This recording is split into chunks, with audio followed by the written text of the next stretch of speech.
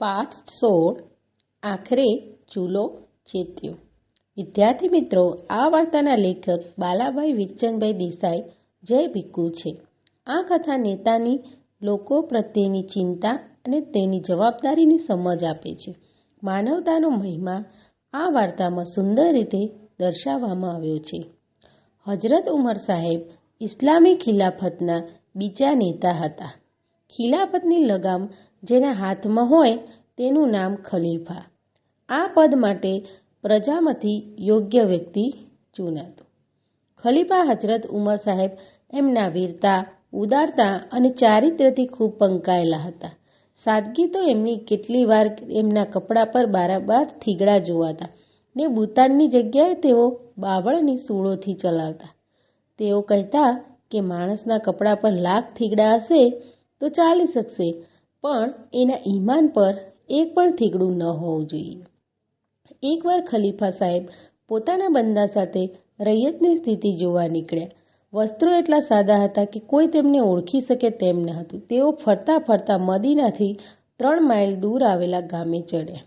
ફરતા ફરતા ગરીબ લોકોના લત્તામાં આવ્યા. અહીં તેમણે એક કંગાળ ઘરમાં અજબ દ્રશ્ય જોયું. એક બચરવાળ વિધવા સ્ત્રી ચૂલા પર હાંડી ચડાવેલી હતી. એ કેટલી વાર ચાટવો લઈને હાંડલીમાં હલાવ્યા કરતી, પણ છોકરાઓનું ખાણું પીરસતી નહોતી. છોકરાઓ ભૂખ્યા થયા હતા અને ખાવા માટે પડાપડી અને રડારડી કરતા હતા. ખલીફા સાહેબ ભૂખનું કરુણ દ્રશ્ય જોઈ રહ્યા. વખત વીતતો ચાલ્યો.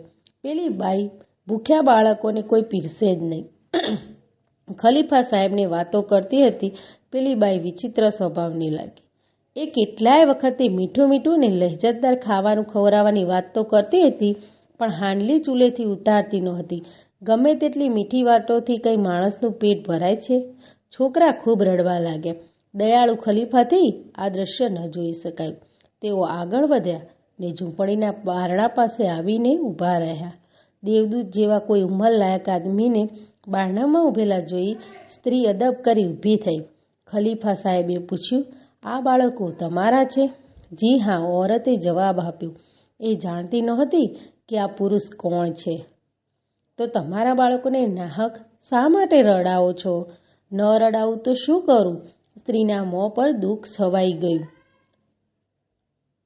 બાળકોને હાંડીમાંથી ખાવાનું પીરસો, માત્ર વાતો કરવાથી પેટ ન ભરાય. અવાજમાં લાગણી ભરી હતી. બાઈને લાગ્યું કે પોતાના દરવાજા પર કોઈ લાયક આદમી આવીને ખડો છે. મન ખુલ્લું મૂકી વાત કરી શકાય તેવો માણસ લાગ્યો. એણે ઓશિયાળું મોં કરીને કહ્યું, મહેરબાન, અમે ઘણા દિવસોથી ભૂખ્યા છીએ. હું તો ગમે તેમ ચલાવી લઉં, પણ આ બાળકો કંઈ સમજે છે? એ તો ભૂખ્યા થાય એટલે રડે જ. મેં છોકરાઓને રાજી રાખવા હાંડલી ચૂલે ચડાવી છે. મીઠી મીઠી વાતો કરી રહી છું.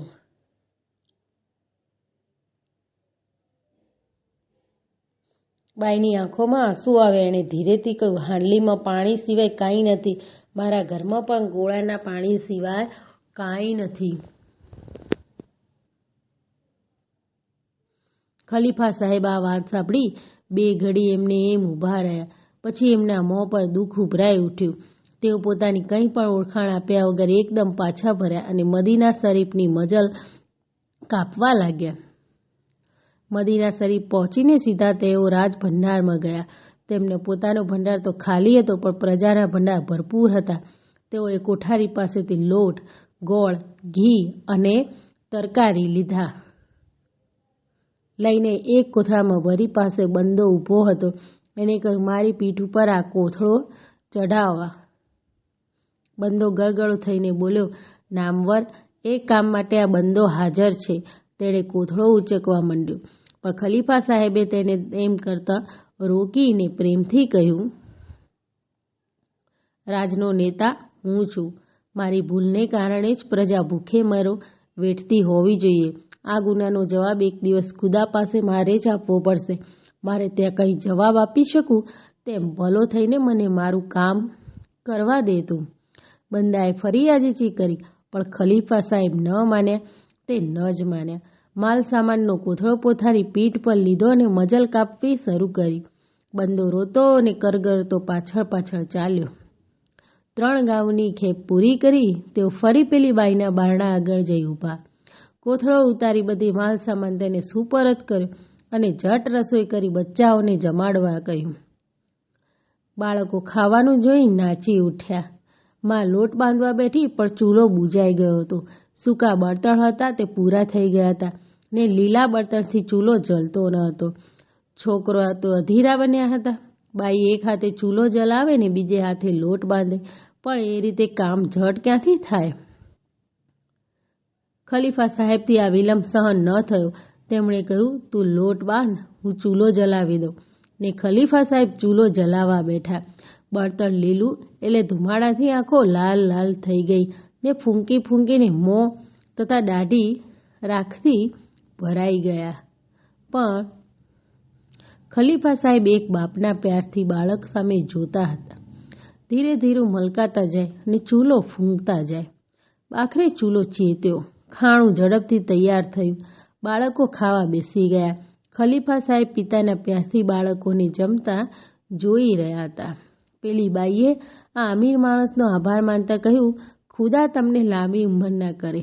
ખરું પૂછું તો રાજમાં તો રૈયતના સુખ દુઃખને પોતાના સુખ દુઃખ સમજનાર તમારા જેવા જ ખલીફા હોવા જોઈએ.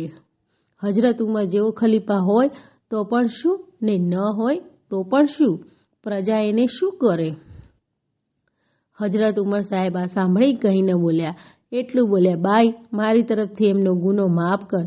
હજરત ઉમરના ભલા માટે ખુદાને દુઆ કર. ને આટલું કહી આંખમાં આંસુ સાથે બહાર નીકળી ગયા. અને સારાંશ, આ વાર્તા ખલીફા હજરત સાહેબ, એક ગરીબ વિધવા મહિલા અને તેમના ભૂખ્યા બાળકોની છે. હજરત ઉમર સાહેબ ઇસ્લામી ખિલાફત, બીજા ખલીફા તેમની નીતિ, ઉદારતા અને સાદગી માટે જાણીતા હતા. એકવાર તેઓ રૈયતની સ્થિતિ જોવા માટે નીકળ્યા અને ગરીબ વિધવા મહિલા અને તેના ભૂખ્યા બાળકોના કરુણ દ્રશ્ય જોયા. વિધવા સ્ત્રી ફક્ત પાણીની હાંડલી ગરમ કરીને બાળકોને રીઝવતી હતી, કેમ કે તેના ઘરમાં ખાવા માટે કશું જ નહોતું. આ દ્રશ્ય જોઈ તેમને ખૂબ દુઃખ થાય છે. તેઓ મદીના પાછા જઈને લોટ, ગોળ, ઘી અને તરકારી લઈને આવે છે અને પોતે બળતણ ગોઠવી સ્ત્રીને ખોરાક તૈયાર કરવામાં મદદ કરે છે અને બાળકોને જમાડે છે. આ કથા હજરત ઉમર સાહેબની માનવતા, ઉદારતા અને પ્રજાપ્રેમને દર્શાવે છે.